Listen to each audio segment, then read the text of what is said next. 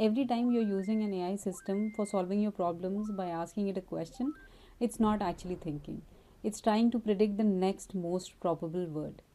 So, how does that turn into something that feels intelligent? In this video, I'll break down what the models behind these popular AI systems are and how they work in simplest possible way. So, let's get started. So, before learning what large language models are, let's try to revise what generative AI is. Generative AI is a subset of deep learning and can generate new content like text, images, videos, etc. And how it's able to do that is through models that are very general purpose and have been trained on large, massive data sets. And these models are called foundational models. So, unlike the traditional machine learning models, which are made for one specific task like spam detection, these models are very general purpose and have an understanding of language and images and is able to perform different tasks. For example, GPT-5 is a large language model, and there are image diffusion models like DAL-E. Coming to what are large language models, LLMs are a type of foundational models which are able to generate text by predicting the next most probable word. They can answer questions, write essays, generate code, summarize documents, etc. For example, OpenAI's GPT-5, Meta's Llama, Anthropic's Claude, etc. Okay, so now let's understand how LLMs generates text and what really happens behind the scenes when you fire an LLM with a query like how is the weather in Berlin today. So the first thing that happens is tokenization, and what it is that it will split the larger sentences into smaller words called tokens, and each of these tokens correspond to a word present in the dictionary of the LLMs. Each of these tokens have a token ID, which is the unique ID for representing each of these tokens. So after the process of tokenization, for each of the tokens, an embedding is created. And embeddings are nothing but a vector representation of each of these words in a n-dimensional vector space.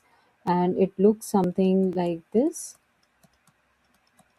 And each of these vectors basically encode the meaning for each of the words. And what it means is that if I plot these words in a n-dimensional vector space, all the words which have similar meaning will be closer together. So words like weather will be closer to words like sunny, rainy, etc. Whereas words like Berlin will be closer to words like Paris and London, etc. So after the embeddings are created, these are fed to the LLMs, and LLMs are based on the transformer architecture, which has something called as self-attention.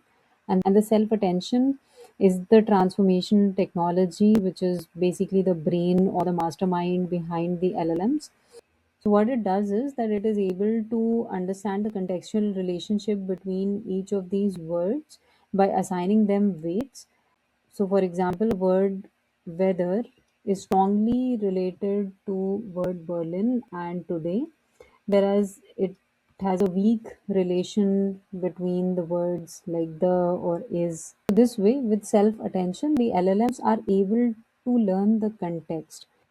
So, after passing through the self attention layer, the embeddings are rewritten based on the context that was learned in the self attention layer, and now the embeddings for this would look like weather, Berlin,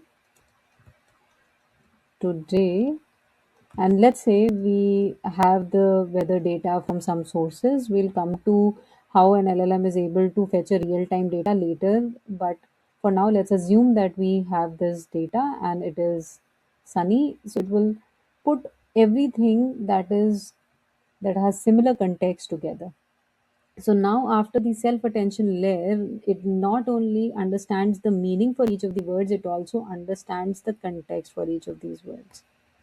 That is the power of self attention. So, after passing through the self attention layer, now it will start to predict token by token. And how it does that is, so for example, before predicting a token, it will go back to the self attention layer to align with the context that was learned in the self attention layer, so that it is able to come up with a relevant answer. So for example, it will predict the weather in Berlin today is, so for each of these words actually, it will be going back to the self attention and coming up with the probability assigned to each of the words present in the dictionary, and choose the highest probable word for that particular token. So, and that is how it will form these sentences. And same way for coming up with whether it should predict sunny or rainy or something else, it will have assigned probabilities to each of these words based on the context that was learned, and finally come up with the output as sunny. To summarize, your input text or query is first fed to the tokenization layer, where entire sentence is broken down into smaller words called tokens. Then these tokens are fed into the embedding layer, where embedding is created, which is nothing but vector representation of each word in an n-dimensional vector space. Then these embeddings are fed into the LLMs, where it passes it to the self attention layer, where it learns contextual meaning around the sentences.